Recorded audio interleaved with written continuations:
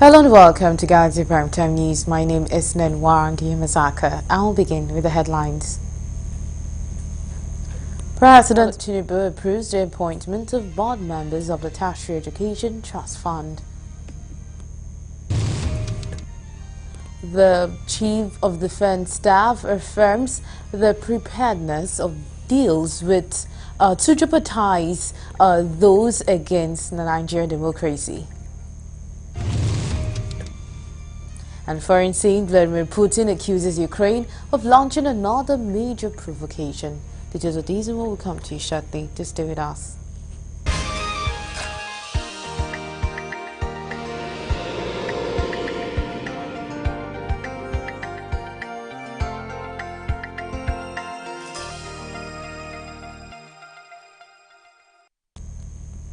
And now the news in full. President Bola Tinubu has approved the appointment of qualified Nigerians to serve on the board of the Tertiary Education Trust Fund (TET Fund). Chief Ajuri Ngilale, special advisor to the President's Media and Publicity, in a statement identified the appointees as Alhaji Aminu Masari as chairman, Senator Sani Danladi member, Sunday Adepoju member, Nuruddin Adeyemi member, Esther Unyunyi Chukwu Ukachukwu member, Turaki Ibrahim member, Abo Udiok member. Ngilale said the President expects the new members of the board of the pivotal institutional vehicle to be dedicated and committed to driving TET Fund's objective of providing the needed support for tertiary education with a view to enhancing the productivity and quality of higher education.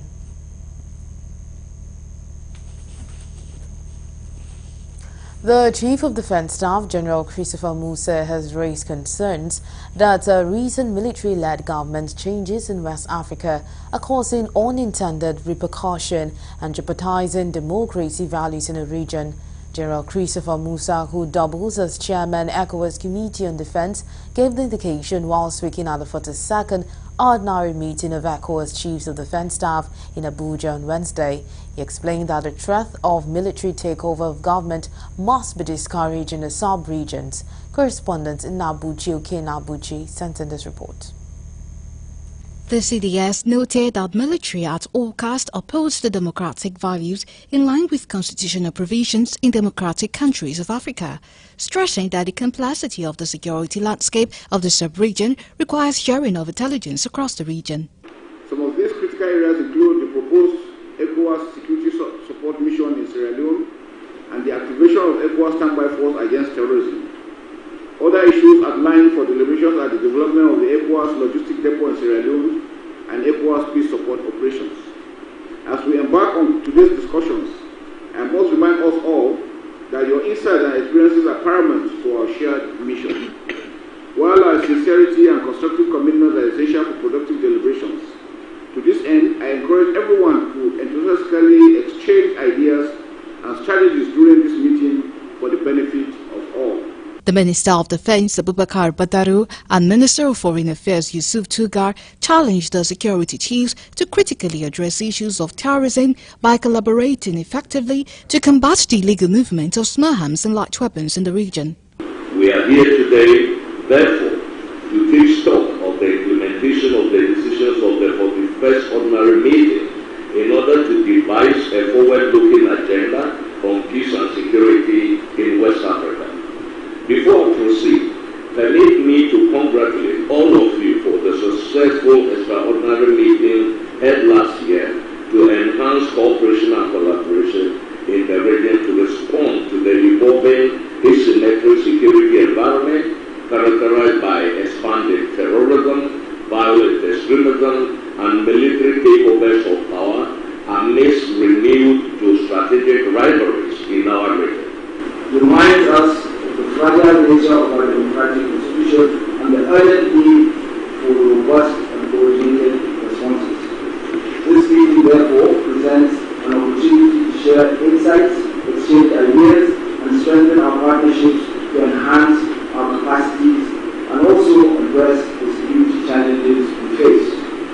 The group will report that at the media summit of the ECOWAS Authority of Heads of State and Government held on 7 July 2024. Commissioner for Political Affairs, Peace and Security ECOWAS, Ambassador Abdul Fattah Musa, explained that the 42nd Ordinary Meeting was delayed as a result of the political developments exemplified by coup in the region, adding that it will allow the chiefs to review the implementation of decisions taken at the previous meetings. So permit me to appreciate you for that, and of course to also throw this to fore that the battle for the eradication of proliferation of small weapons is very key.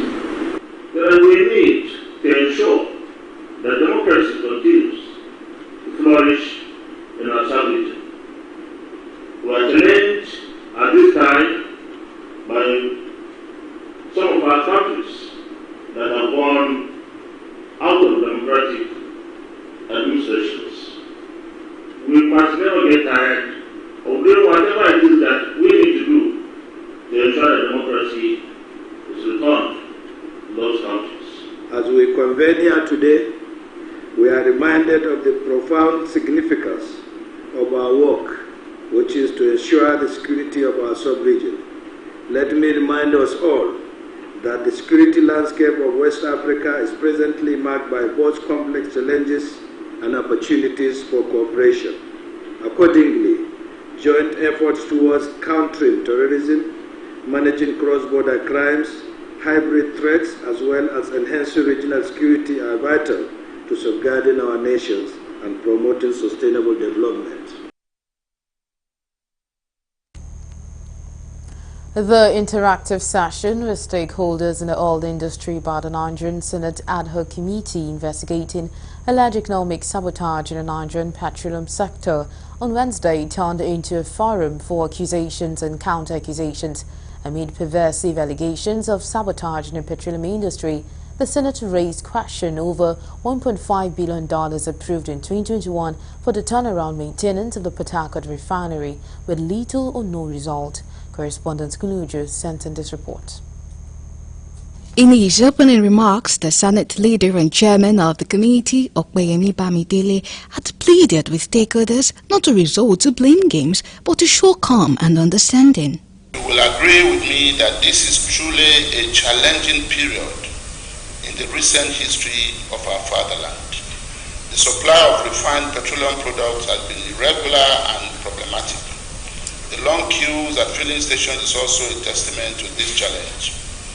A situation whereby we now depend almost entirely on the importation of these products, even when we daily supply the world about 2% of its crude oil requirements, is to say the least highly worrisome.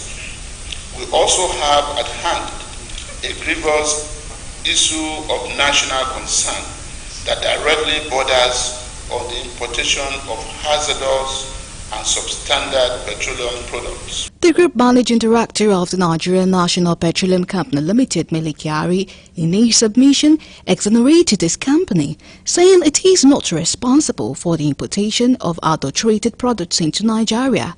Kyari particularly said the substandard products are actually smuggled into the country. See what's happening in the media. Targeted personal attack on my person, on the institution. And we all know how this works. They are deliberate, they are calculated, so that create the impression that the NNPC Limited and our leadership are doing anything to create economic sabotage in our country. It is far from it, Mr. Chairman. This company has grown, Mr. Chairman. We're proud to say this. From a loss company for 43 years to a profit-making company today, Mr. Chairman. Sensing that the discussions were not going in accordance with his earlier directive, the Senate leader reminded those present that the public hearing will be a better time for serious arguments. In his own remarks, Minister of Finance and Coordinating Minister of the Economy, Olawale Edun, said the increase in crude would stabilize the country's foreign exchange market, while expressing confidence in the leadership of the Ad Hoc Committee to conduct an unbiased and impartial investigation. There is a commitment to dealing with these issues, and the focus also remains in the oil and gas industry in improving incentives. Already, Mr. President has signed some executive orders which have meant that oil and gas investments, particularly in the gas sector, have started to flow back. We saw a $500 million investment just a couple of weeks ago, and we are told that about $7 billion. There was a $500 million investment already made and around $7 billion on the sidelines waiting for the correct investment environment. We are committed as a country to ensuring that we'll complete the rehabilitation of those refineries so that we can reduce the level of import that we need to be able to serve the needs of Nigerians. We're also committed to supporting Dangote refinery. We are committed to supporting the modular refineries, and we have been resolving whatever issues that are brought to our attention from time to time.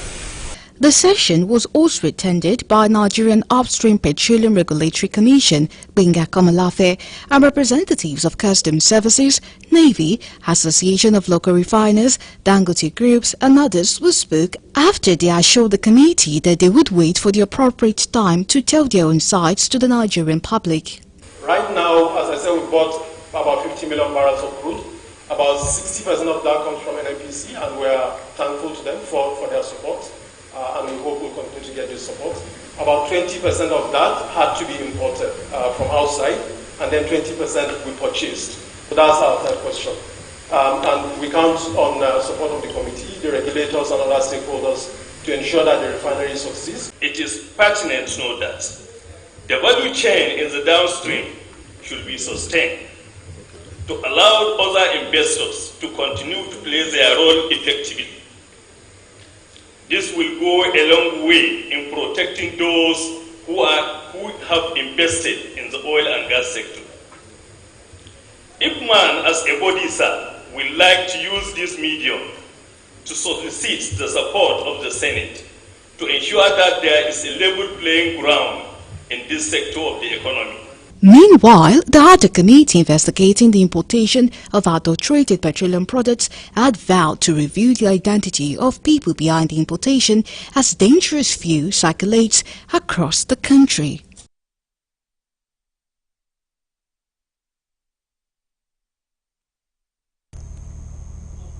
The federal government, through the Federal Ministry of Education, National Board for Technical Education and stakeholders in the polytechnic sector, has thrown its weight behind the establishment of a National Polytechnic Commission. The commission aims to promote academic standards in the sector and bring polytechnics in Nigeria in line with global counterparts. The report. At a public hearing on the bill to establish the National Polytechnic Commission, the Federal Vocational and Entrepreneurship Institute in Okota, Oshodi, Lagos State, and the Federal Vocational and Skills Acquisition College in Yankaba, Kano State, stakeholders commended the House for initiating the bill, stating that it is long overdue. Stakeholders noted that other sectors in the ministry have specialized commissions regulating their activities, while the polytechnic sector has been left to suffer. For them, the establishment of the National Polytechnic Commission will ensure proper regulation of polytechnics, periodic review of curricula, and address the lack of a scheme of service for polytechnics. That all these three bills are very timely, important, and relevant to the situation we are facing today in Nigeria. I therefore convey to you the Ministry's full support for the three bills. And I also want to offer to you what the Minister has asked me to convey, that the Ministry is available if there are some minor tweaks, minor fine-tunings to be done on the three bills. The Ministry is ready to provide the technical support. If Nigeria had positioned its skills agenda 20, 30 years ago, nobody will be demonstrating on the streets, as we have seen in the last few days. People would have been properly upskilled. There are a lot of opportunities locally and globally for skills, but Nigerian youth are there roaming about, crossing the Sahara with a lot of danger, dying in the Mediterranean Sea. We said effective policy formulation on standardization and quality assurance in the polytechnic sector. The Commission will bring about that. 2, concentration on promotion on technical and skill-based education as it affects the polytechnics only. Like also the commission to look into this, not only experience in polytechnic, but also a polytechnic management system. So somebody that has already have an experience in managing the polytechnics, that would definitely go a long way in providing qualitative result that is envisaged. Also, there is need to include in the governing board of this commission, if established, the representative Ministry of Science and Technology. The establishment of the Federal Vocational and Skills Acquisition College in Enkaba is a visionary move that will bring benefits to our community and the nation at large.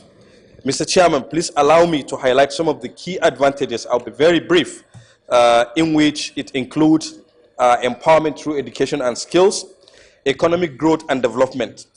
We all know that government cannot do it alone. Speaker of the House, Honorable Abbas Tajuddin, represented by Honorable Jesse Okejo, emphasized that the Commission will serve as a regulatory body upholding standards across polytechnics nationwide.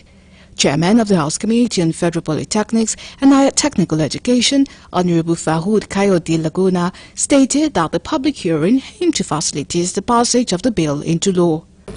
Vocational Training Institute will bridge the high rate of unemployment pervading the realms at this time. By establishing this school in a place like Oshodi that has steaming and bubbling youths, at this time, will help calm social restiveness. It will bridge also the skills gap between knowledge and entrepreneurship. As I welcome you all to facilitate the process of the passage of these important bills into law, it should be noted that each of the bills is tailored towards enacting laws that would bring about much needed improvement in the socio-economic development of the country and invariably promote our quest for sustainable human capital development required for self-reliant society. Today's hearing aligns seamlessly with the legislative agenda of the 10th Assembly, aimed at enhancing educational framework within Nigeria. We recognize that in the increasing competitive global environment, it is imperative that we equip our youth with relevant skill and knowledge. The proposed agency and institution will serve as a beacon of excellence, providing qualitative education that meet international standards while also tailoring to meet our local needs. They highlighted that each bill is tailored to enact laws promoting socio-economic development and sustainable human capital development. You're still on to Galaxy Primetime News, and coming up next.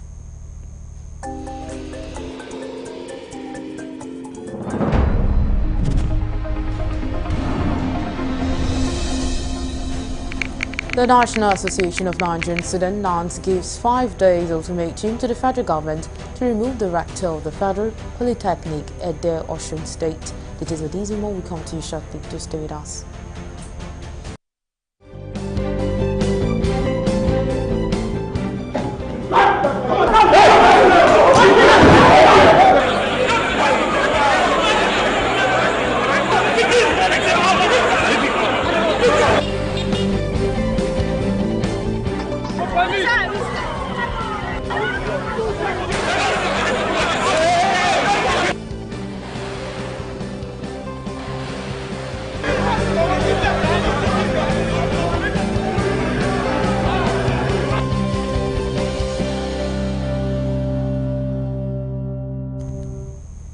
We're glad to have you back. For more updates and latest news, please visit our website www.galaxytvonline.com. Connect to us on our X handle at Galaxy TV. Subscribe to our YouTube channel, youtube.com/GalaxyTVNews. You can follow and interact with us on our Facebook page, facebook.com/GalaxyTV. Don't forget to follow and tag us on our Instagram page at Galaxy TV. You can also avail our eyewitness feature via WhatsApp. If you have breaking news around you, simply share your story by sending short clips or videos of the news on 018-666-669. Our social media platforms are user-friendly and can always accommodate your live updates and comments. The Minister of Education, Professor Tahir Maman, has decried the merger of technical and science colleges in Nigeria, saying it eroded the gains for establishing technical colleges across the country. Maman disclosed this in Abuja on Wednesday at a one-day stakeholders meeting on the challenges and issues affecting technical colleges in the country. Correspondent Kuluju sent in this report. Professor Tahir Maman said that students in technical colleges must go purely for technical specialized skills and training, saying from this academic session, the federal government has resolved to take special focus on the technical colleges. Speaking in the same vein, the Minister of State for Education, Dr. Yusuf Sunono, emphasized the need to promote skills for capacity building. When the technical colleges were established, they were established to provide particular qualifications, technical qualifications for the country. And because of the fact that 2/3 of students don't proceed to tertiary education, the technical colleges will be very, very attractive institutions for people to want to go to. But alas, the information we have is not the case. About 8 weeks ago, we had an occasion to review the curricula and syllabi of all technical-based education, about 15 trades that were so far identified and their syllabi prepared and produced and soon be in circulations.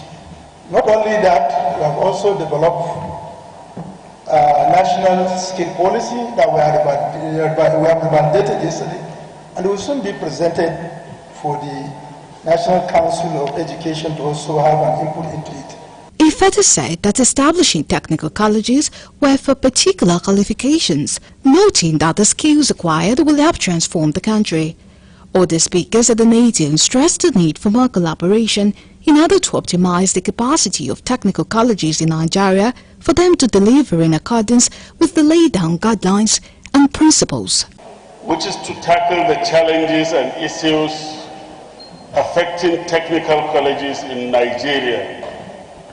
Today, we convene to discuss the pressing concerns facing our technical colleges, including inadequate infrastructure, outdated curricula, poor management and insufficient funding. These challenges hinder the provision of quality education. So of course this is very relevant to young people around the world, and therefore efforts to revitalize, to support, to promote public skills development and institutions that carry this responsibility forward is very critical. And I think for this reason, the reason of existence and of course several challenges were already highlighted.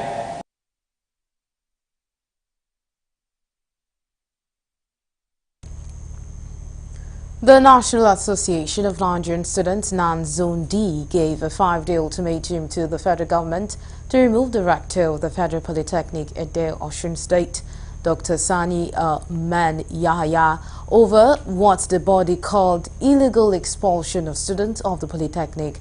This was made known by Southwest Coordinator for NANS, John Aloy, the Zone Secretary General, Sani Suleiman Olamide, and the Public Relations Officer, Damilola Bamiboye. Aloy John said the recent expulsion of students over a peaceful protest of May 9, 2024 was a flagrant violation of the fundamental rights of the students involved. The student body said the students were exercising their right to protest against legitimate concerns, and expulsion without due process or fair hearing is a severe breach of justice and equity.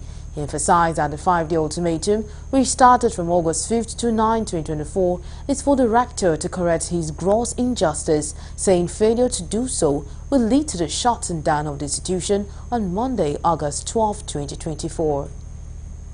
We don't want a situation whereby we will go there to protest and Nigerian students will be shot at. We are going there for a peaceful protest. We have tried as much as possible to call for dialogue. This man has not been picking our call, the rector of the school. He has not been picking calls or at ready to talk to us. So as student leaders, as ideological as we are ready to dialogue. But when we are pushing and it's not coming, we have no reason to continue to dialogue than to resolve.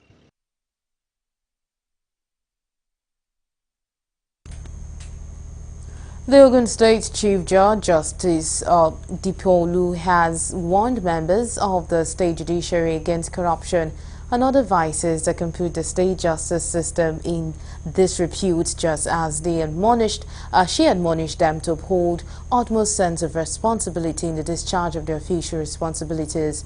She made the call in Abeokuta, the state capital, while swearing in 10 customary court president and a member of the state customary court held at the judiciary complex, Kubape, in the state capital. Addressing them, the chief judge of the state said that the newly sworn-in president of the customary court legal are to be saddled with the responsibilities of interpreting laws, customs and traditions, as well as ensuring dispensation of fair and impartial justice at their various courts. It is a position of great responsibility, requiring wisdom, integrity and compassion. You'll be sitting as panels with members older than you in age and in the experience of life. It is expected that you will employ deep maturity in the conduct of cases and in handling the affairs of the courts. In her admonition, the president of the State Customary Court, Justice Femi Shegun, called for the balance of skill of justice with good conscience. Speaking on behalf of others, the senior president legal, Junaid Muturayo, promised not to betray the confidence reposed in her and other colleagues. And be poised to serve our dear state and its people diligently. To the newly appointed president's legal and the member, I extend my heartfelt congratulations and words of encouragement. The journey ahead is one filled with challenges and triumphs, where the scales of justice must be balanced with equity, good conscience, and wisdom.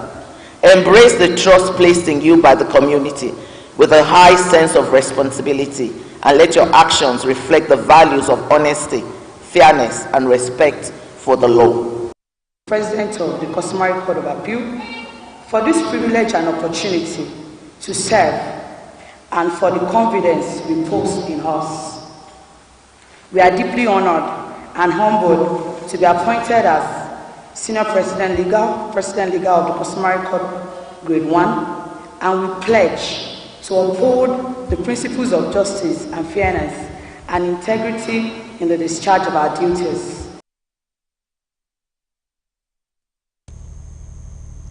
Governor Babajide Sanwo-Olu of Lagos has described the passing of a human rights activist and former chairman of Nigerian Bar Association, Ikeja branch, Adesina Ogunlana, as sudden and a great loss. This is contained in a statement issued by the Special Advisor to the Governor on Media and Publicity, Boyega Akosile, in Lagos on Wednesday. The governor commiserated with the Ogunlana family and the entire members of the NBA, particularly Ikeja branch, over the death of a fearless and courageous lawyer. He said that the deceased, popularly called Serubao by his colleagues, lived a fulfilled life by making positive impact on the lives of the ordinary people during his lifetime. Sanwo-Olu prayed for the repose of the soul of the deceased and forgot to grant his family and friends the fortitude to bear the irreparable loss. The Kaduna State Security Council has denied rumors of review of the 24-hour curfew imposed on Kaduna and Zaria towns and the environs. The Commissioner of Internal Security and Home Affairs stated these in a statement on Wednesday that a 24-hour curfew remains in place and is being actively enforced by security agencies, contrary to insinuations that it has been reviewed. Citizens are enjoined to observe the curfew strictly and to shun rumors or unverified reports. Reliable and accurate updates will be duly communicated to the public through official channels, he said. Meanwhile, in Kaduna, following the imposition of curfew, residents are complying with the 24-hour curfew on the city as the town is deserted, while motorists complain about harsh economic conditions. Recall that the state government had declared a curfew in response to the breakdown of law and order when hoodlums hijacked the End Bad Governance protest in the state. The hoodlum vandalized and looted various public and private property, including one of the commercial banks in the city. Galaxy TV correspondent to monitor the compliance level of the curfew learned that the residents had stayed indoors with the exception of individuals blocked at the toll gate from entering the city. Many people they were lost for now. People are dying for nothing.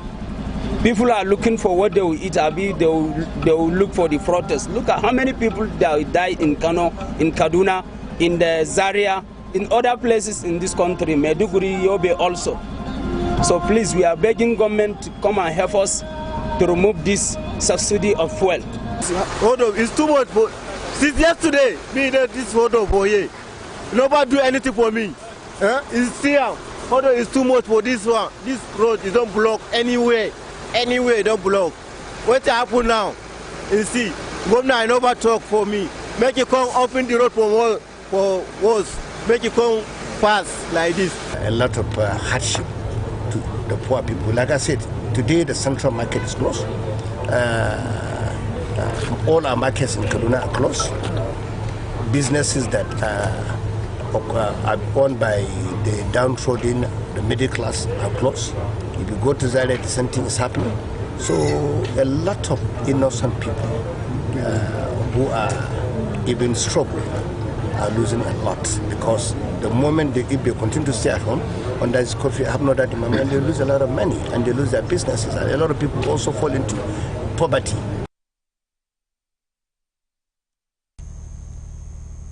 The National President of the All Progressive Congress Youth League, Olamide Lawal, has appealed to the youth not to allow themselves to be used to destroy the country by some suspected politicians within and outside the country. He said President Bola Tinubu has addressed the country and called on them for dialogue in order to further reposition the country, and expressed worry over the continuation of the protest in some parts of the country. He said the youth have major stakers and should not allow themselves to be used to reduce the speed of the wheel of progress of the country. Whoever that is sponsoring this protest needs to have a rethink, and the youths too should also know that they should not toy with their future. They should not allow some disgruntled element to use them to achieve their selfish interest. This is the time for us to stand with the president. This is the time for us to let Nigerians know that we voted for this person and he's doing what we ask him to do.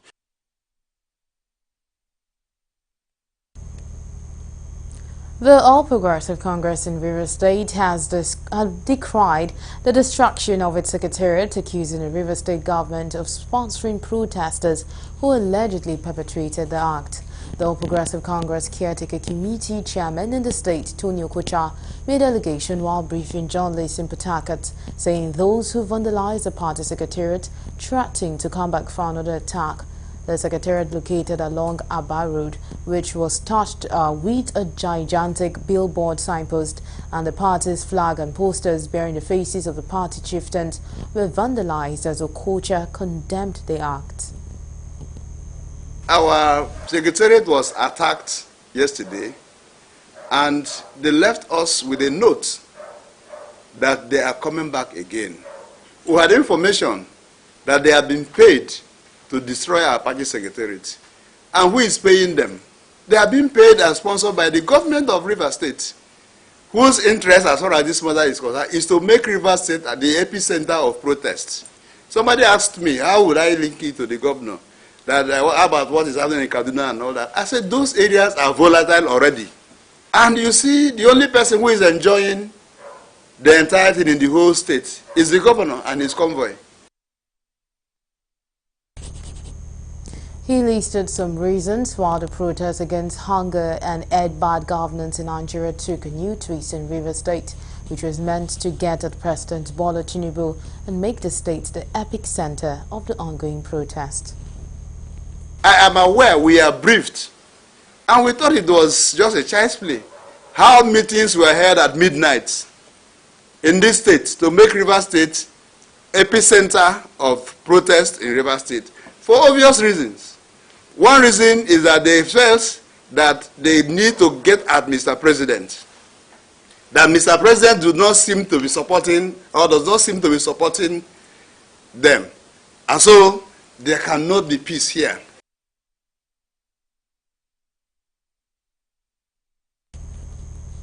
But in a swift reaction, the River State government, in a statement, denied sponsoring protesters to attack the APC Secretariat, saying that it is not in the character of the present administration to embark on such ugly venture.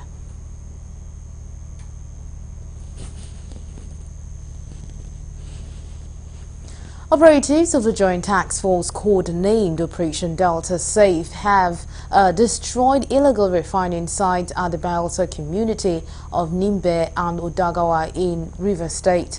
In a statement made available to our correspondent by the Acting Deputy Director, 6th Division Army Public Relations, Lieutenant Colonel Danjuma Jonah, said the discovery of sites were made possible through credible intelligence gathering, saying 4 illegal refineries, 42,000 liters of illegally refined product, drums and other accessories were discovered.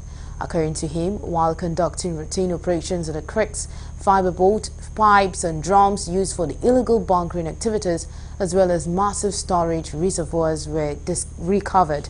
While commending the Joint Task Force troops for the renewed vigor, the General Officer commanding 6th Division Nigerian Army, Major General Jamal Abdulsalam, charged them to redouble their efforts in denying criminal element free space in the Niger Delta region.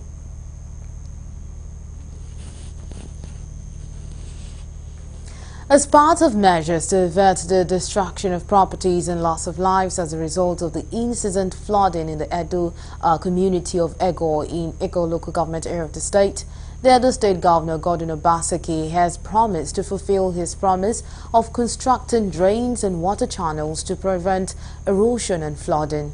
The governor made this known when he inspected the ongoing construction work as residents already vacated some of the affected areas of the community. Fielding questions from newsmen, the Edo State Governor said the residents have been suffering from flooding, hence the intervention. Citizens here have been suffering from very serious erosion and flooding, and I promised that before I leave government, we will, upon undertaking a comprehensive design, come up with a solution. And this is a solution that we've come up with to drain, since this is the lowest point in this catchment, just to drain, make sure all the water is drained in here. And fortunately for us, we have a conduit through the moat from which we can take out the water into the river.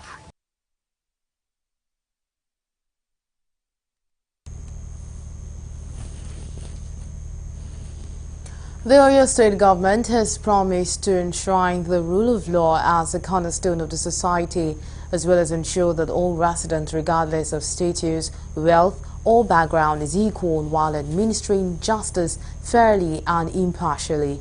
The acting governor of Oyo State, Bayo Lawal, gave this assurance in Ibadan during the inauguration of the governing board of the State Rule of Law Enforcement Authority. The acting governor, who is also the deputy governor, reiterated that law enforcement is not just about deterrence and punishment, it's about prevention, education, and community partnership. He implored the new board to work with all the authorities in the state to bring an end to any act of indiscipline, disregard for environmental laws, and brigandage. The Oyo State Rule of Law Enforcement Authority Bill was signed into law by Governor Seyi Makinde on the 12th of April 2024, and the board being inaugurated is expected to coordinate and complement the implementation of the provisions of law relating to health and environmental standards, asset management, and maintenance of road traffic safety. And the authority whose board we are inaugurating today is expected, among other things, to coordinate and complement the implementation of provisions of Oyo State laws and regulations relating to health and environment standards. This administration's commitment to upholding the rule of law reflects the dedication to the principles of justice, transparency, and accountability, which is an indication of seriousness in protecting the rights of every individual. We're supposed to enforce the laws of Oyo State, all the laws, but in particular, laws that have to do with the environment and OTMA, the road traffic laws, and you know we have the Agric one where you have the anti-grazing, all those laws, we deal with them. The problem we have generally now is the way the environment is.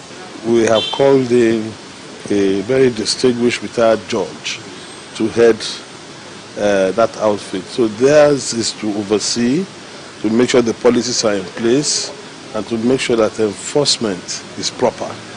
So I think it's a very good development. Wow. You're still on to Galaxy Primetime News. We'll quickly take a break, and when we return, the news continues. To stay with us.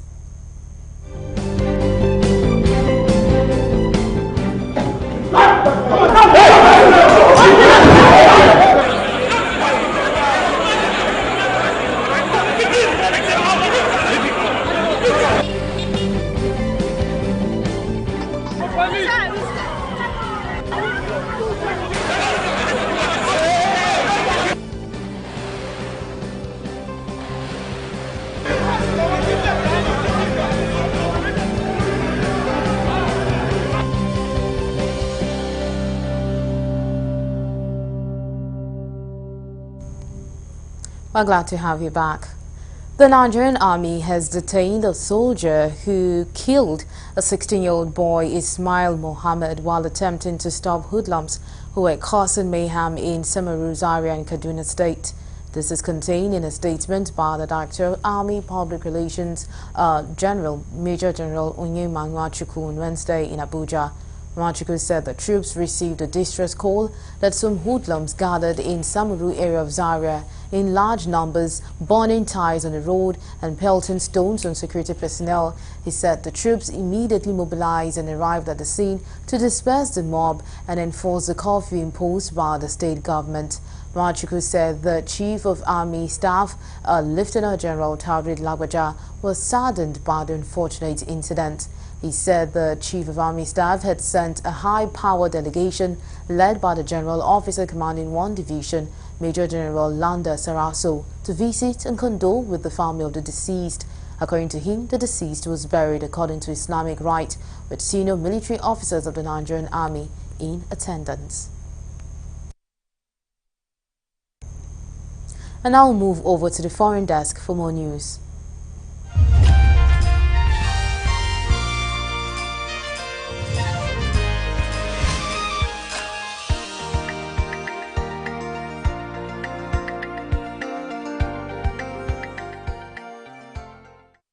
This is news from the international scene. President Vladimir Putin has accused Ukraine of launching another major provocation after defense officials said around 300 Ukrainian troops crossed into Russia's Kursk region. Fighting is reportedly ongoing in the area as Moscow said troops supported by 11 tanks and more than 20 armored combat vehicles crossed the border near the town of Sudza, 10 kilometers from the front line. Speaking ahead of a meeting of the Security Council in Moscow, Putin accused Ukrainian forces of firing indiscriminately at civilian buildings and residents. On Wednesday, Russia's Ministry of Defense claimed it prevented Ukrainian armed forces from advancing deep into Russian territory in the Kursk region and said it had destroyed several Ukrainian drones overnight. However, a number of air alerts continue to be issued in Kursk, where local authorities urged residents to limit their movement and all public events were cancelled. Lebanon's Shah Hezbollah organization has congratulated Yahya al-Sinwar on his election as leader of the Palestinian militant group Hamas. The appointment followed the killing of Hamas foreign chief Ismail Haniyeh in Iran's capital Tehran. Times investigation revealed that Haniyeh was killed by an explosive device hidden in the heavily guarded complex where he was known to stay in Iran. Hezbollah therefore said in a statement on Wednesday that al-Sinwar's appointment as head of Hamas political bureau is proof of Israel's failure.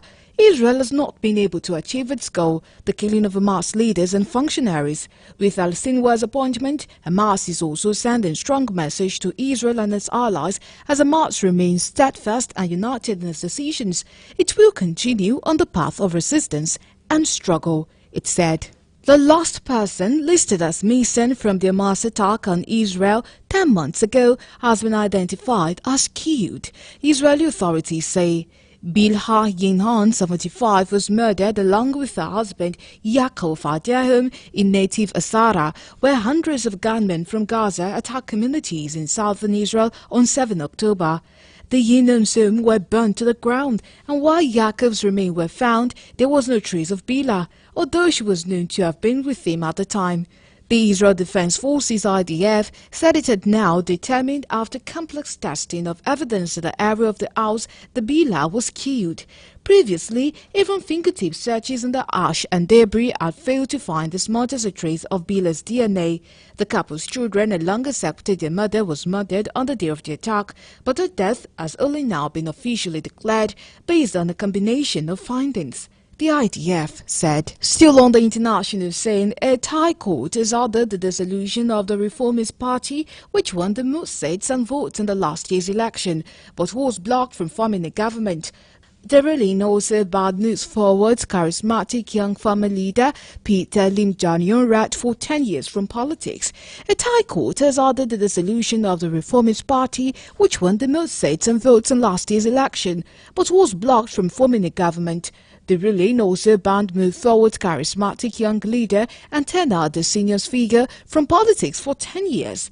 The verdict from the Constitutional Court was expected after its ruling in January. The Move Forward campaign promised to change royal defamation laws was unconstitutional. The court had said changes to the notoriously harsh lese-majesty law was tantamount to calling for the destruction of the constitutional monarchy. A Polish man has been found guilty of assault after punching Danish Prime Minister Mette Frederiksen. A court in the capital Copenhagen sentenced him to 4 months in jail, deportation and a ban on entering Denmark for 5 years. The 39-year-old man was not being named, told the court on Tuesday that he had drunk too much to remember what happened. Frederiksen suffered minor injuries when she was punched on the shoulder during the encounter in a square in the city in June. As well as the charge of violence against a public servant, the man was also found guilty on several counts of fraud and indecent exposure relating to other incidents. After serving his jail term, he will be deported. He will also have to pay the cost of the case. Frederiksen was not asked to appear as a witness in the trial. The defendant had pleaded not guilty to the assault charge, but guilty to some of the other charges. Lastly, on the international scene, 2 people have been killed in Kruf, Germany, after a hotel building partially collapsed, while several others remain trapped under the rubble. Rescue operations are ongoing, with more than 200 emergency services personnel at the scene. Located near the banks of the River Moselle, the hotel's roof collapsed at around 11 p.m. local time on Tuesday, shattering windows as the top floor of the building collapsed onto the lower floor. 13 people were inside the hotel at the time of the incident, according to local police. In a news conference on Wednesday, Fire Inspector George Tusht identified the 2 people killed as a man and a woman, who he said died during the night as a direct result of the building collapse. Some 250 emergency services personnel were deployed to support rescue efforts, including firefighters, police, rescue dog teams and medics. 2 people are still buried under the rubble, but emergency services have said they're still in contact with them. And that's it from the international scene.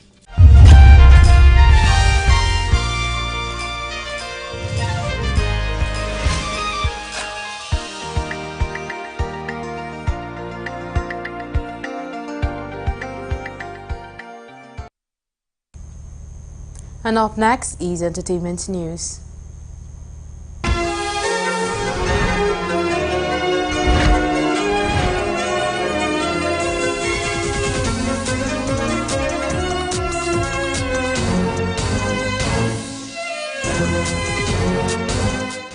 Welcome to Entertainment News. My name is Riz Blossom Onwe. Here are the stories on the news desk today.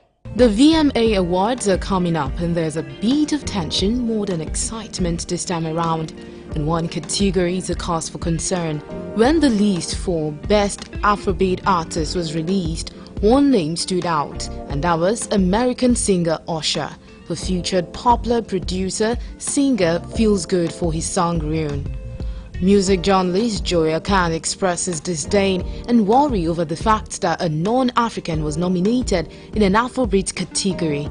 In a lengthy but concise post, Joey Khan expressed his fears.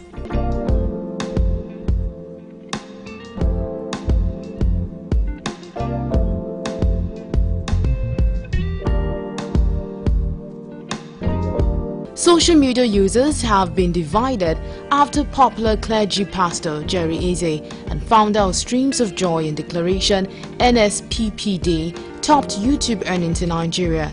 The clergyman has emerged as Nigeria's highest earning YouTube creator, amassing over 7 billion naira from the platform.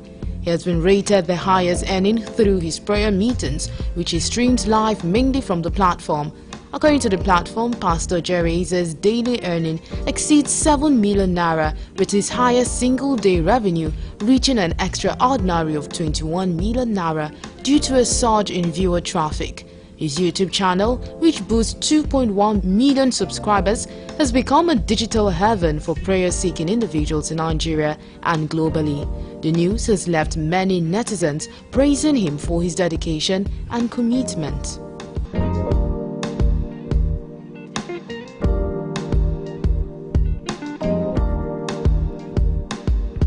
Talented artist Anthony Ebuka Victor, better known as Victoni, has shared that he has undergone 4 surgeries and is preparing for a 5th as he continues to recover from a severe car accident in 2021 that left him comatose for 4 days. It will be recalled that the musician had been wheelchair-ridden after he had suffered the accident and had recovered to the point of walking with his legs again. In a recent interview at the Afroland Festival's Adeshope Live segment, Victoni opened up about his ongoing recovery journey, revealing the multiple surgeries he has endured since the accident.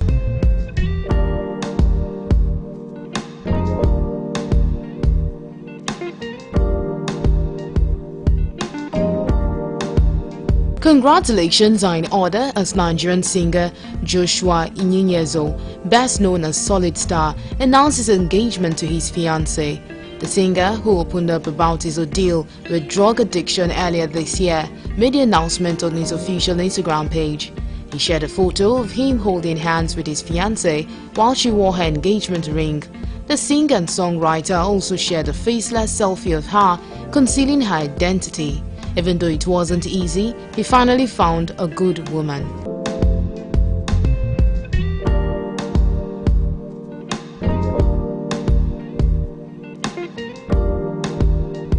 And that'll be all on entertainment news. Thank you so much for watching. My name is Rose Blossom Moye. Bye for now.